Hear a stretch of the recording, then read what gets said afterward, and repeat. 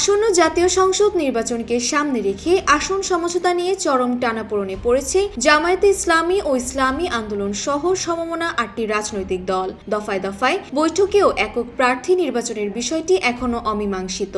বিশেষ করে ইসলামী আন্দোলন ও বাংলাদেশ খেলাফত মজলিসের অধিক আসন চাহিদাই এই জটিলতার মূল। পীর সাহেব চরমনাইয়ের নেতৃত্বাধীন ইসলামী আন্দোলন ১০০টি আসন এবং মাওলানা মামুনুল হকের নেতৃত্বাধীন বাংলাদেশ খেলাফত মজলিস অন্তত ২৫ থেকে ৩০টি আসন দাবি করছে। এছাড়া খেলাফত মজলিস ও নেজামে ইসলাম পার্টি সহ অন্য দলগুলো রয়েছে নির্দিষ্ট চাহিদা। বিপরীতে জামায়াত ইসলামী অন্তত ২০০ আসনে নির্বাচন করতে চায়।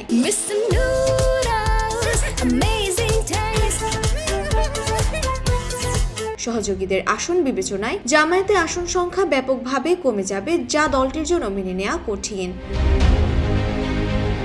আসন্ন জাতীয় সংসদ নির্বাচনে আসন সমঝোতার ভিত্তিতে অংশগ্রহণের জন্য দীর্ঘদিন ধরে প্রক্রিয়া চালাচ্ছে জামায়াতে ইসলামী, ইসলামী আন্দোলন, খেলাফত মজলিস, বাংলাদেশ খেলাফত মজলিস, খেলাফত আন্দোলন, নেজামে ইসলাম পার্টি, জাগপা ও বাংলাদেশ ডেভেলপমেন্ট পার্টি। এদিকে জাতীয় নাগরিক পার্টি জামায়াতের সঙ্গে নির্বাচনে অংশ নিতে ৫০টির আসনের প্রত্যাশা করছে।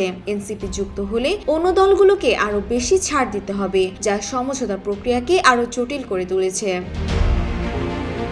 অন্যদিকে প্রত্যাশা অনুযায়ী আসন না পেলে এই প্রক্রিয়া থেকে বের হয়ে বিকল্প সিদ্ধান্ত এবং আলাদা প্ল্যাটফর্ম করার চিন্তা রয়েছে কয়েকটি দলের।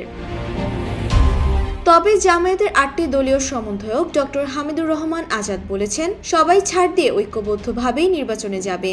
অন্যদিকে ইসলামী আন্দোলনের মহাসচিব মাওলানা ইউনুস আহমেদ জানিয়েছেন, আলোচনা এখনো চলছে এবং কোনো চূড়ান্ত সিদ্ধান্ত হয়নি। আগামী শনিবারের মধ্যে শীর্ষ নেতাদের বৈঠকে এই সংকটের সমাধান না হলে মনোনয়ন প্রত্যাহারের শেষ সময় পর্যন্ত অপেক্ষা করতে হবে।